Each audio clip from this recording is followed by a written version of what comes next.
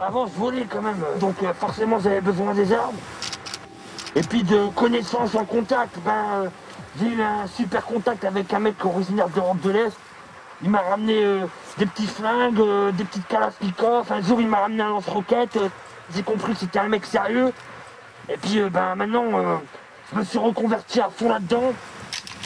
Al deze wapens komen uit landen van het voormalige Joegoslavië. Voor het vervoer kunnen ze rekenen op een aantal helpers.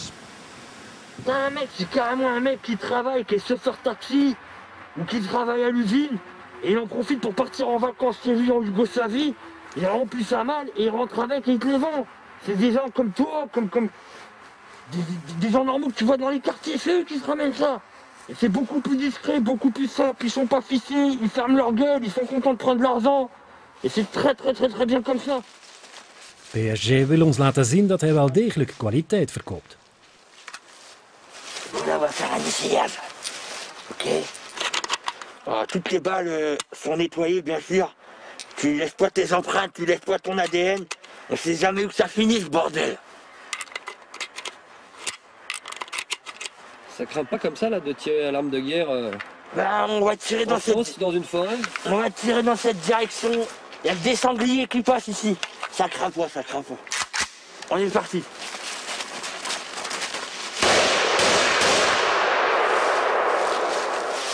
Ça marche super bien.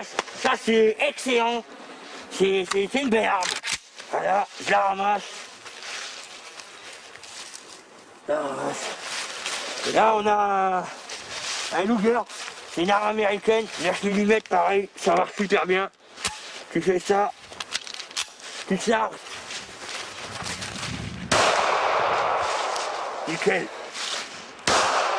bon, il n'y a plus rien. C'est nickel. Allez, on va traverser par là maintenant. We moeten vertrekken. Misschien heeft iemand de schoten gehoord.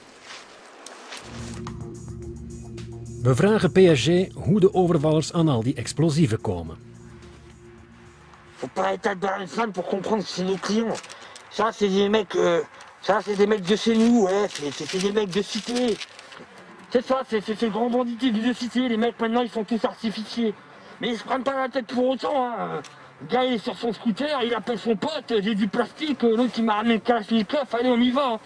Ils le posent sur le bas, ils font péter ça, ils prennent l'argent, ils rentrent chez eux, et c'est terminé. De handelaar heeft een sporttas meegebracht met enkele stalen van zijn koopwaar. Mais qu'est-ce que je vais te sortir de bon là? Ah ouais, attends. Tiens. Je vais te sortir quelque chose de spécial là. Ça c'est du plastique ça. Voilà, ça c'est du C4.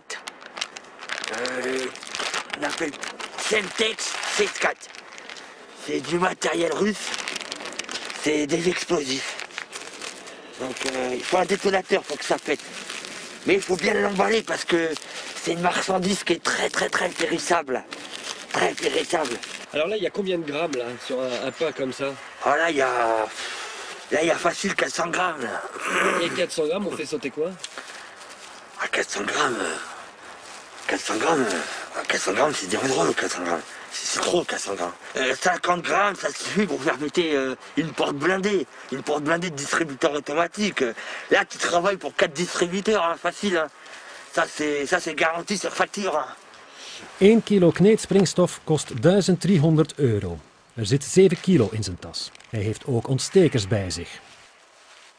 De elektrische ontstekers werken met een gewone batterij. PSG geeft een demonstratie en maakt 50 gram springstof vast aan een gietijzeren plaat. On a placé la charge ici, ok? Donc on a mis du scotch, on a mis le détonateur ici que je t'ai fait voir avec les 2 fils. Et ça c'est un cardon. Donc on va reculer. On va reculer pour faire péter le truc. Allez, on va reculer. Donc les mecs, qu'est-ce qu'ils font? Ils placent leur explosif là-bas, là. Sur la sarre, sur le distributeur. Il y en a un qui place le détonateur, un autre qui recule avec le fil. Et puis ça va donner ça. Allez! Hé, hey, prends ta tête, prends ta tête. Voilà. Bon, on va regarder le résultat. Alors notre plaque, qu'est-ce qu'elle est devenue là? Ok, voilà le résultat.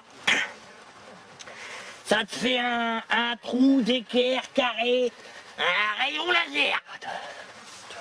Et là, c'est le bout qui a été arraché. Exactement. Er zit een keurige opening in de plaat. 50 gram springstof is genoeg om een gat te boren in het pantser van een voertuig voor geldtransport. Voilà. De handel in wapens en explosieven levert hem 10.000 tot 15.000 euro per maand op. En daar doet hij het voor natuurlijk.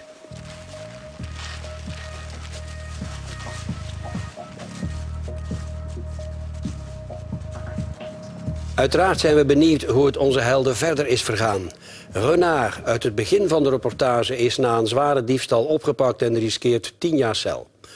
Redouane Faïd, specialist geldtransporten, is uit het milieu gestapt. Hij wil aan de slag bij de film als technisch adviseur voor gangsterfilms.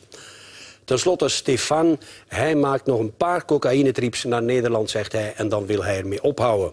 Met de opzij gelegde centen wil hij legaal aan de slag in de sector van de luxe hotels. Reageren, dames en heren, kan best op de site van canvas.be/panorama. Een week lang kan u deze reportage daar ook nog bekijken. Nog even vooruitkijken naar volgende week.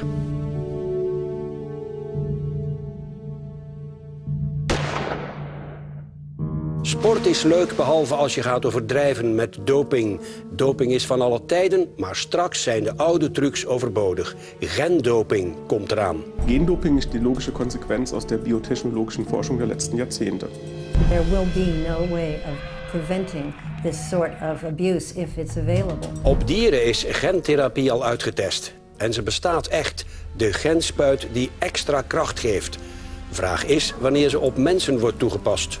One always has to wonder whose achievement we're watching on the field. Is it the athlete or is it the biotechnologist? Dient zich in de nabije toekomst met gendoping de perfecte doping aan? Het antwoord volgende week in Panorama.